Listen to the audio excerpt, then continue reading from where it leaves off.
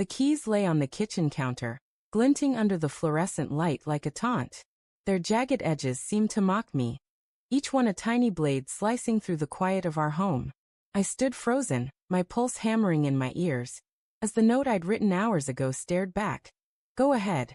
2 words, scrawled in black ink, trembling with the weight of everything I'd uncovered. My wife's voice echoed in my mind, her casual boast from weeks ago. I could do so much better than you, Dan. A laugh had followed, sharp and careless, but it lodged in my chest like shrapnel. Now her keys wouldn't turn in the lock. I'd made sure of that. The house was too still, the kind of silence that amplifies every creak of the floorboards, every tick of the clock. I could still smell her perfume, jasmine and something sharper, like ambition, lingering in the air from when she'd rushed out that morning. Her phone had buzzed on the counter then, a notification lighting up the screen. I hadn't meant to look, but I did. A name I didn't know. Meet me at 8. Don't be late.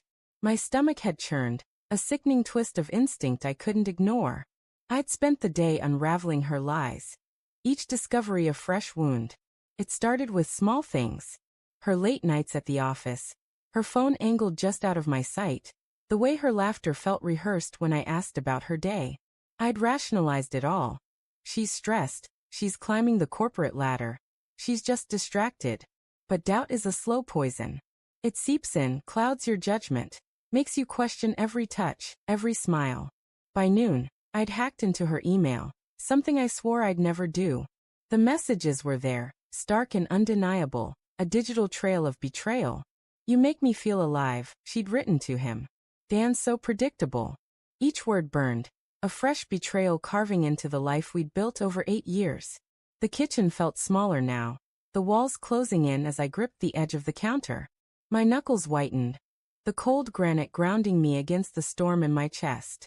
I wanted to scream, to shatter something, but instead, I'd spent the afternoon methodically filing down the teeth of her keys. A petty act, maybe, but it felt like reclaiming something. Control, dignity, her. The note was my final touch. A quiet dare to see how far she'd go when her perfect escape plan failed. The clock read 7:45 p.m. She'd be home soon, expecting to slip out again, oblivious to the trap I'd set. I paced the living room, the carpet muffling my steps, my reflection flickering in the dark windows. Outside, the city hummed. Car horns, distant sirens, the pulse of a world that didn't care about my crumbling marriage. I tried to picture her face when the keys failed. Would she panic? Would she call him? Or would she come to me, all apologies and lies, her eyes wide with that practiced innocence I used to believe? I sank into the couch, the leather creaking under my weight. Memories flooded in. Her hand in mine at our wedding, the way she'd laugh at my terrible jokes, the late nights we'd spent dreaming of a future that now felt like a lie. I loved her. God, I still loved her. That was the worst part.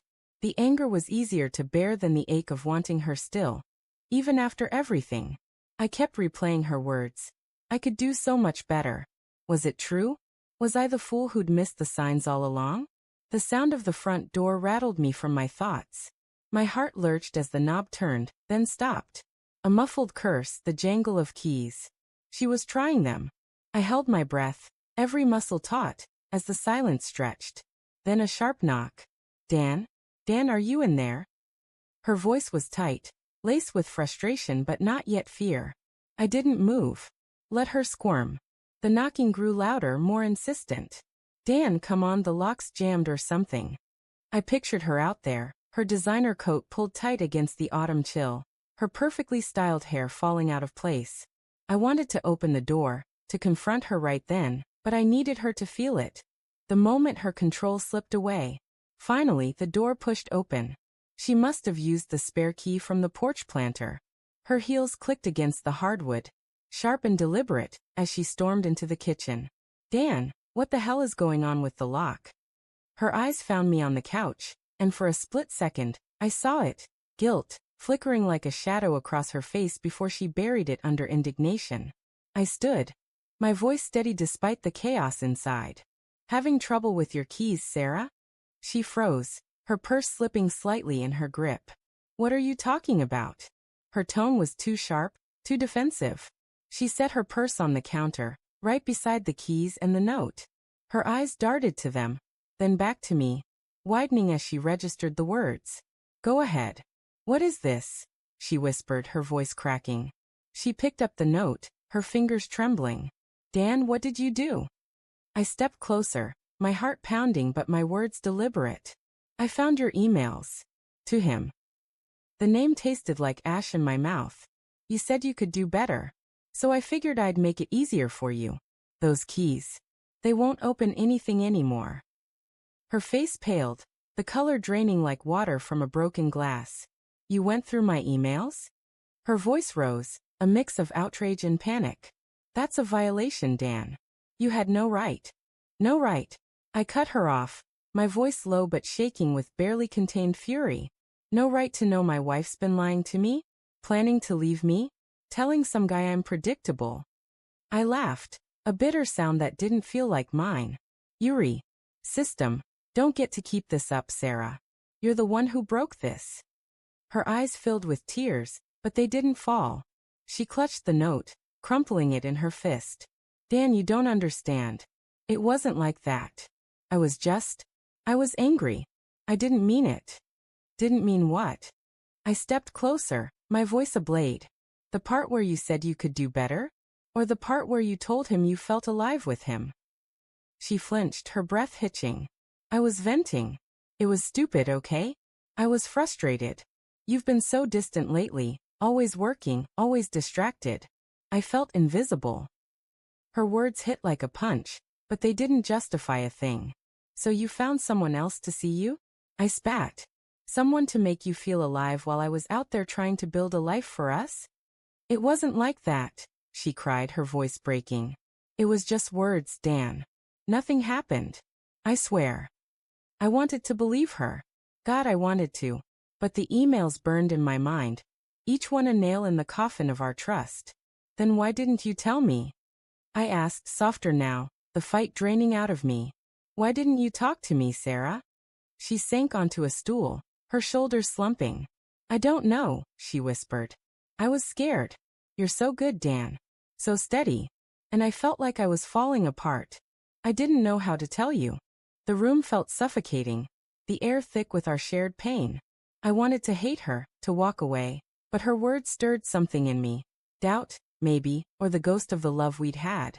Was she lying now, or had she been lying then? I didn't know anymore. I picked up the useless keys, their filed-down edges rough against my fingers. You said you could do better, I said, my voice barely audible. So I'm letting you try. Her head snapped up, her eyes wide with fear. Dan, no. Please. I don't want to lose you. Then why did you write those things? I shouted, the dam breaking. Why did you make me feel like I'm not enough? She stood, reaching for me, but I stepped back. I was wrong, she said, tears spilling now. I was stupid and selfish. I love you, Dan. I swear I do. The words I'd longed to hear felt hollow now, tainted by the truth I'd uncovered. I looked at the keys in my hand, then at the note in hers. Go ahead. I'd meant it as a challenge, a way to force her hand. But now, staring into her tear-streaked face, I wasn't sure what I wanted her to do. Prove it, I said finally, tossing the keys onto the counter. Fix this, Sarah. Because I can't. I walked out of the kitchen, my footsteps heavy, the weight of her betrayal pulling me under. Behind me, I heard her sob, a raw, broken sound that echoed my own heart. The door to the bedroom clicked shut, and I stood in the hallway, alone, wondering if love could ever survive a wound this deep.